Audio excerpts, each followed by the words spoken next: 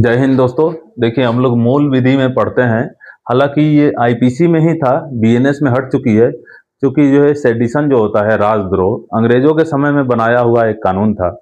ठीक है, उसमें अंदर क्या बातें थी वो भी बात होगी। फिलहाल जो बीएनएस बनी है उसमें इसको स्थान नहीं दिया गया है। राजद्रोह नाम का कोई भी जो है उसमें सेक्शन में कुछ भी ऐसी चीजें नहीं है। ठीक है, तो पहले देखते हैं कि ये आईपीसी के 124 ए में था। ठीक है, सेक्शन 124 ए, धारा 124 ए में राजद्रोह यानी सेडिशन। इसमें होता क्या था कि अगर कोई भी व्यक्ति चाहे किसी भी माध्यम से, बोल के, इशारा करके, पोस्टर के, चाहे किसी भी माध्यम से, ठीक है, सरकार के खिलाफ घृणा फैलाने वाला कोई कार्य करे, ठीक है, या फिर जो है कोई पोस्टर चिपकाए, कुछ ऐसी चीजें, ठीक, तो ये जो है राजद्रोह की श्रेणी में आती थी। ठीक, लेकिन अभी फिलहाल जो है इसके जगह पे क्या है, बीएनएस में 152 में कर दिया गया है। राजद्रोह तो नहीं रखा गया, वहां बोला गया है कि भारत की संप्रभुता, एकता और अखंडता को खतरे में डालने वाली जो है नेचर का यानी विधि का प्रावधान है। ठीक है, तो फिलहाल जो है भारत, ये राजद्रोह की जगह भारत में क्या आ गया है बीएनएस में, संप्रभुता, एकता और अखंडता को खतरे में डालना। ठीक है, उसको डालने वाले लोगों के लिए दंड का प्रावधान बनाया गया है। तो फिलहाल अभी इसको पढ़ लेते हैं, थोड़ा सा इंपॉर्टेंट है। राजद्रोह चूंकि जो है बहुत सारे न्यूज में मामला रहते हैं, ठीक है, कि राजद्रोह है, रास्ता लगा देना चाहिए, राजद्रोही है, ये वो। तो थोड़ा सा इसके लिए पढ़ लीजिए, क्या है कैसे है वो तो समझ में आ गई, वो पूछा भी नहीं जाएगा। इसमें मैक्सिमम सजा, मिनिमम सजा रखी गई थी, वो पूछा जा सकता है। तो इसमें दंड का क्या प्रावधान था? दंड इसमें क्या थी? आजीवन कारावास, आजीवन, ठीक है, या फिर मिनिमम जो था वो 3 वर्ष तक, 3 वर्ष तक। और देखिए, जहां कारावास हम लिखे हैं वहां जुर्माना वगैरह आप समझ जाया करिए, जुर्माना हमेशा रहता ही रहता है। ठीक है, तो जब यही सब चीजें थी तो एक मामला बहुत फेमस था, केदारनाथ सिंह बनाम बिहार राज्य। इसमें हुआ क्या कि केदारनाथ ने सरकार की आलोचना कर दी और उस बेस पे इनको जो है राजद्रोह लगा दिया गया था।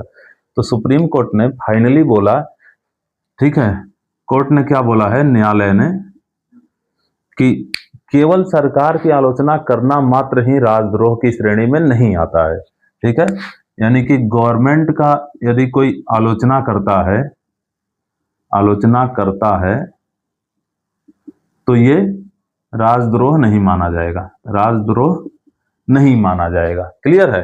केदारनाथ सिंह मामले में ये जो है बात बोली गई थी। ठीक है, अब देखिए, इसके बदले मैंने बताया कि बीएनएस में क्या बता दिया गया है, 152 में, सेक्शन 152 में ये बात बोला गई है कि जो भी व्यक्ति भारत की संप्रभुता, एकता और अखंडता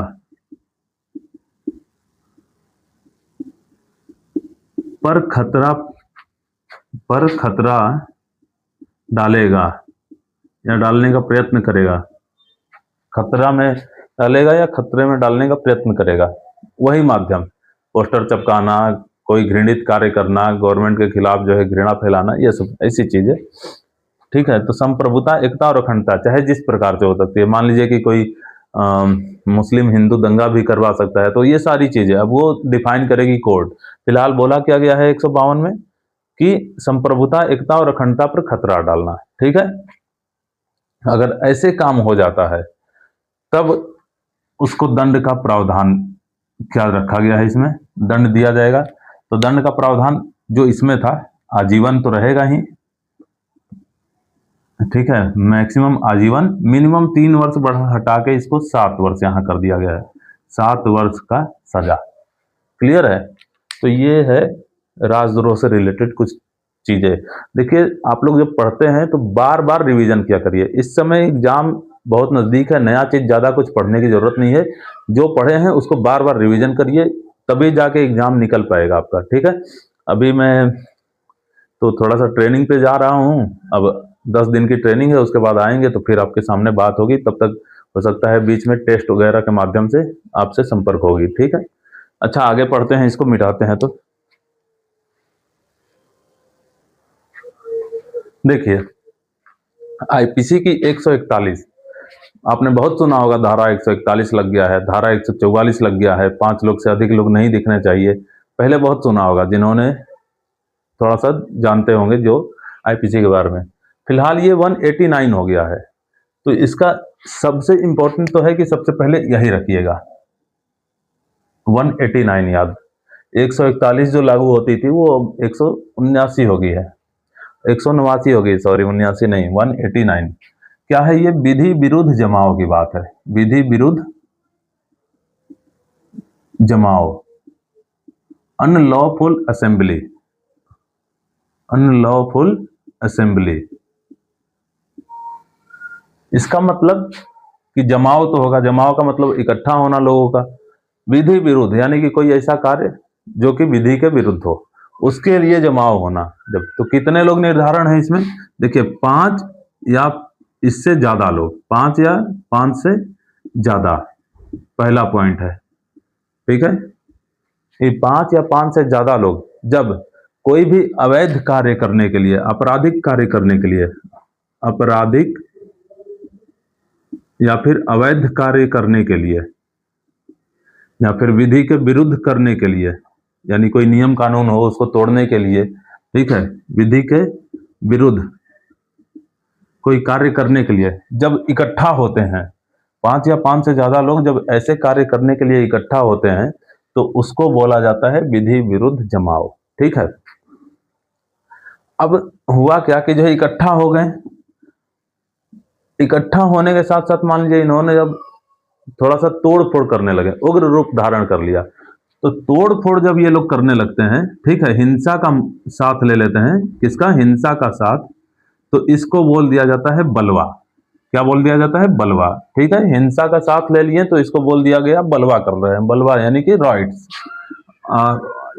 राइट, ठीक है। देखिए शोर बहुत होने लगा फिर से, ठीक है। तो जब 5 या 5 से ज्यादा लोग अपने कार्यों को पूरा करने के लिए जब हिंसा का प्रयोग करने लगे, तोड़ फोड़ करने लगे, ठीक है, दुकान जलाने लगे, जब ऐसा काम करने लगे तो उस चीज को बोल दिया जाता है कि बलवा, ठीक है, राइट। तो बलवा जो है होने का मतलब वर्ड पूछा जा सकता है कि बलवा में कितने लोग शामिल होते हैं, चाहे होता क्या है, तो तोड़ फोड़ करना, ठीक है, हिंसा करना, उसको बलवा बोला जाता है। तो ये चीजें याद रखिएगा।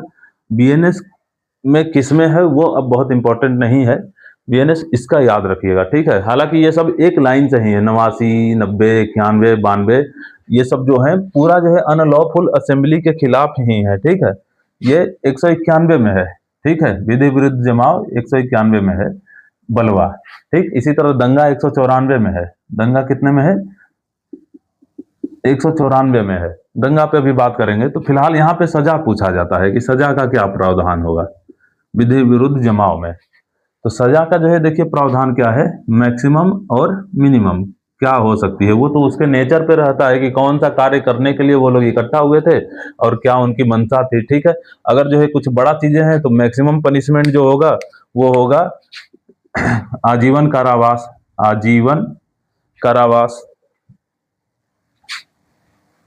सॉरी आजीवन नहीं, वो हो जाएगा दंड, मिल जाएगी इनको कारावास। कारावास दोनों प्रकार की हो सकती है, कैसा?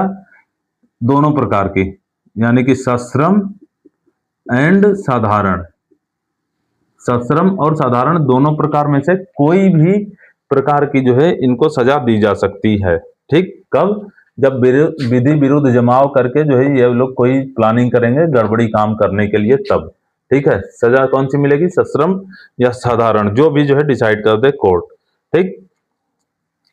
मिनिमम क्या हो जाएगी? 6 माह की सजा। मिनिमम कितना जो है मिल सकता है? तो 6 महीना की। तो मिनिमम वाला ज्यादा इंपॉर्टेंट है पूछने का, विधि विरुद्ध जमाव में मिनिमम क्या सजा है, तो 6 माह तक की सजा है, ठीक है। अच्छा, बलवा में अगर जो है हिंसा कर देते हैं तो भाई जो है ज्यादा सजा होगी, 2 वर्ष, 2 वर्ष तक का कारावास, इसमें सीधे लिख दिया गया है 2 वर्ष तक का कारावास, ठीक है।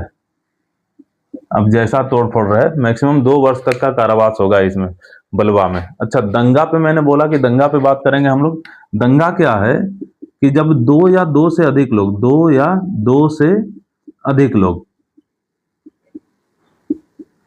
ठीक है, मिलके लड़ाई करने लगे आपस में, या फिर कुछ ऐसी जो है कार्य करने लगे जिससे अगल बगल के जो पब्लिक है वो डिस्टर्ब हो जाए। तो जब तक ये दो लोग जो है अगर कोई ऐसा कृत्य कर रहे हो, दो या दो से अधिक लोग, जिससे जो है आसपास की जो पब्लिक है, ठीक है, सार्वजनिक जो शांति है वो भंग हो, तो सार्वजनिक शांति भंग करना, पब्लिक डिस्टरबेंस करना दो या दो से अधिक लोगों का, इसको बोला जाता है दंगा। दंगा हो गया। हम लोग जनरली जो है क्या सोचते हैं कि दंगा होने का मतलब बहुत सारा जो है ग्रुप में लोग लड़ाई कर लिए, तो दंगा उसको नहीं बोलते हैं। लॉ के टर्म में दो या दो से अधिक लोग में ही दंगा स्टार्ट हो जाती है। और क्या होनी चाहिए सबसे बड़ी चीज, कि सार्वजनिक शांति भंग होनी चाहिए। अगर दो या दो से अधिक लोग सड़क पे नाच रहे हैं कहीं किनारे, तो कोई मतलब नहीं है। अगर वही हल्ला करके नाच रहे हैं तो जो है सार्वजनिक शांति भंग है। सार्वजनिक शांति भंग होनी चाहिए, तब जाके कहाएगा ये दंगा हो रहा है। क्लियर है? तो इसमें यहीं तक है। अब हम लोग फिर मिलेंगे अगले वीडियो में, ठीक है। हो सकता है कि अब ट्रेनिंग बाद मिले, तब तक के लिए धन्यवाद।